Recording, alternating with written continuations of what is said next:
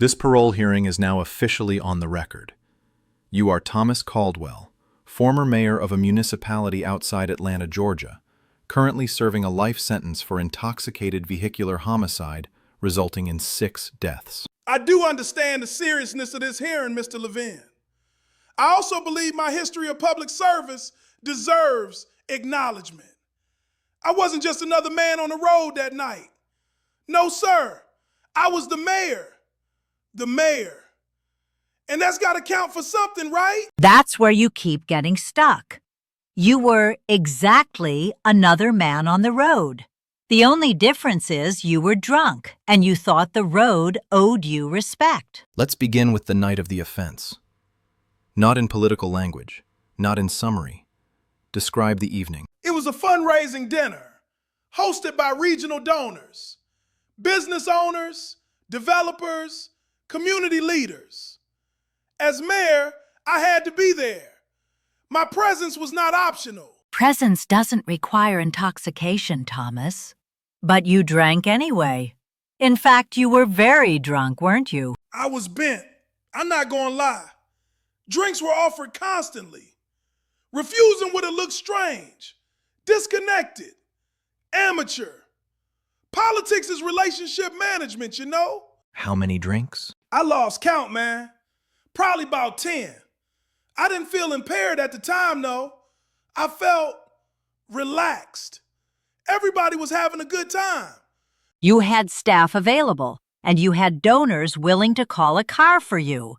Why did you choose to drive? Look, I knew I was drunk, but I thought I was good. I'd driven those roads for years. I knew every light, every bend. I believed that my familiarity compensated for the alcohol. I'm good, man. You know that.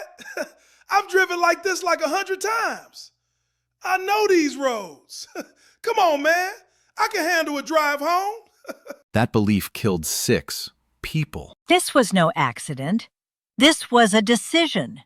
You decided to get behind the wheel drunk. Witnesses describe your vehicle drifting between lanes, speed fluctuating, sudden corrections. Does that align with your memory? I remember the road feeling narrow. Lights seemed brighter than usual. I kept telling myself to focus, focus. But you were not focusing, were you? You were blacking out. At approximately 9:42 p.m., you crossed the center line. You struck a minivan carrying a family of 4 returning from a school event. The force pushed their vehicle into oncoming traffic. I didn't see him until impact. It sounded like a big explosion with metal and glass. It was horrifying. Then everything stopped. 6 people died because of you. 6! 6. I know the number. I live with it every day, Mrs. Haskins.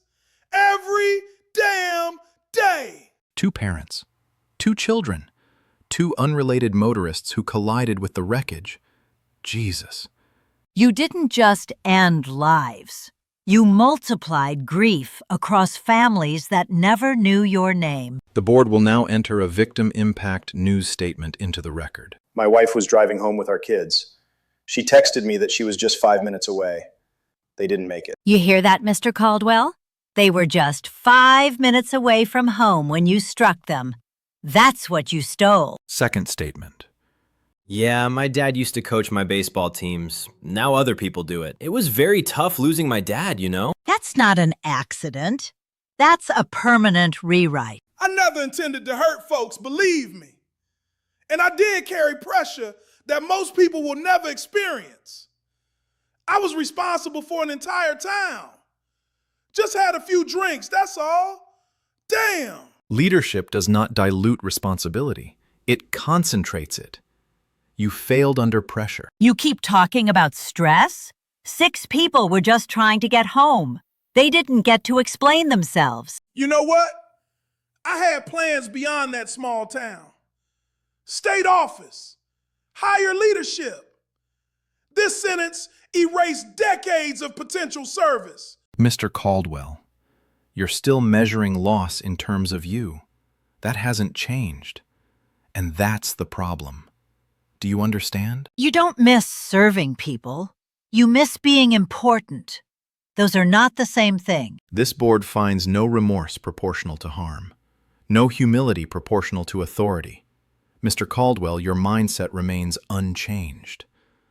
Not good for parole. You didn't fall from grace. You drove through it, drunk, and shattered it.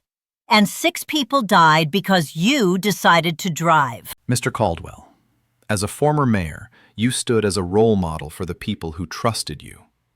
You, of all people, should have known that drinking and driving is not a mistake. It's a betrayal of that trust.